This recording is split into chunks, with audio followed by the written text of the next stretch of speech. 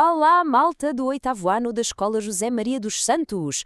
O segundo período já terminou e para fecharmos com chave de ouro tudo o que aprendemos, vamos fazer aqui uma revisão super rápida de um tema que é, bem, absolutamente essencial: os recursos naturais. Estão prontos? Vamos a isso! Ok, primeiro desafio. Parem um segundo e olhem mesmo à vossa volta. A cadeira, o telemóvel, a janela, até a garrafa de água. Já pararam para pensar de onde é que vem, na realidade, isto tudo? A resposta é mais fascinante do que parece. Pois é, a resposta está literalmente por todo o lado. Quer acreditem, quer não. Tudo, mas mesmo tudo, começa na natureza. A água que sai da torneira vem de uma barragem, os metais dentro do telemóvel foram tirados da terra, cada objeto que usamos conta uma história que começa no nosso planeta. É uma ligação invisível, mas super poderosa. Então, para percebermos bem esta ligação, temos de começar pelo início. Vamos diretos ao assunto. Afinal de contas, o que é um recurso natural? Vamos rever a base de tudo isto. A definição é, na verdade, bastante simples. Um recurso natural é basicamente tudo aquilo que a natureza nos dá e que nós usamos para viver. Pode ser a madeira para fazer uma mesa, os peixes do mar para nos alimentarmos ou o petróleo que está debaixo da terra. Tudo isto são, no fundo, os blocos de construção da nossa sociedade. Certo, mas como é que organizamos esta despensa gigante que é o planeta? Bem, como vimos nas aulas, uma das formas de arrumar as ideias é pela sua origem. Temos os recursos hídricos, que é a água, os biológicos, como as florestas e os animais, e os geológicos, como os minerais e as rochas. É uma forma simples de catalogar toda a riqueza à nossa volta. Mas há outra maneira de os classificar. Uma que nos leva à pergunta mais importante de todas.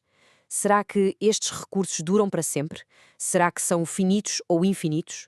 E esta imagem aqui mostra-nos a divisão que realmente importa. De um lado, temos os recursos que a natureza consegue, vá lá, recarregar. Do outro, estão aqueles que, uma vez usados, desapareceram. Ponto final. E perceber esta diferença é a chave para o nosso futuro. A ideia é esta e é super importante. Os recursos renováveis, como a luz do sol ou a força do vento, são praticamente infinitos para nós. Já os não renováveis, como o carvão e o petróleo, têm um prazo de validade. Quando acabarem, acabaram mesmo, para sempre. É uma distinção brutal. Ora bem, usar todos estes recursos, principalmente os que não se renovam, tem um preço. O nosso progresso, o nosso conforto, tudo isso tem consequências. E é fundamental que a gente olhe para esse custo de frente. Reparem neste gráfico. A nossa fome por metais como o cobre ou o alumínio, que são essenciais para tecnologias como os telemóveis ou os carros elétricos, está a disparar. E esta procura gigante leva a uma exploração cada vez mais agressiva do planeta. E isso tem consequências bem sérias. O primeiro impacto é muitas vezes o mais óbvio, a própria paisagem. Minas gigantescas, a céu aberto, que deixam autênticas cicatrizes na terra, que alteram ecossistemas para sempre. É uma transformação brutal. Mas o problema vai muito para além daquilo que vemos. A extração de minerais pode libertar substâncias tóxicas que acabam por contaminar os rios e os solos, ou seja, envenenam a água que bebemos e a terra onde cresce a nossa comida. E claro, há o lado humano. A dependência de um único recurso pode ser terrível. Quando uma mina fecha, por exemplo, comunidades inteiras podem entrar em colapso. Isto gera desemprego, pobreza e uma enorme instabilidade social. Bem, perante estes desafios todos, a pergunta é inevitável. Então, estamos presos a este modelo? Será que não existe uma forma mais inteligente, mais limpa, de termos a energia e os materiais de que precisamos? Claro que há, e a resposta é um sim gigante. Este contraste aqui diz tudo.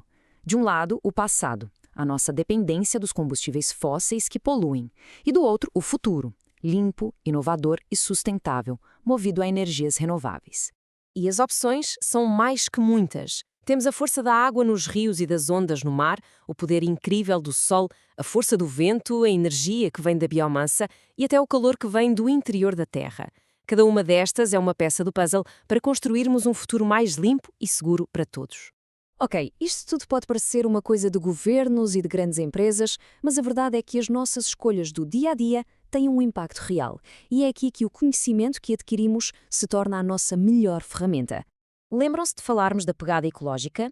É, no fundo, uma forma de medir o nosso impacto, de calcular de quantos recursos naturais precisamos para manter o nosso estilo de vida. E a lógica é simples. Quanto maior for a pegada, maior é a pressão que estamos a colocar no planeta. Então, como é que podemos diminuir esta pegada? Começa com gestos que parecem pequenos, mas que na verdade não são. Tratar melhor do lixo que fazemos, poupar eletricidade em casa, escolher produtos locais e da estação e, sim, até reduzir um pouco o consumo de carne. Pequenas mudanças que todas juntas fazem uma diferença gigante. E este é o ponto-chave. Uma gestão sustentável a sério precisa que todos remem para o mesmo lado. Precisamos das grandes decisões dos governos, claro, mas também precisamos das pequenas, mas superpoderosas ações de cada um de nós.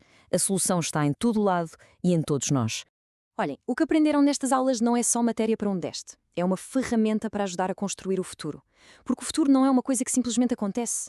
Ele é construído todos os dias, pelas nossas escolhas. A pergunta final é esta: que papel é que cada um de nós vai querer ter nesta história? A decisão é nossa.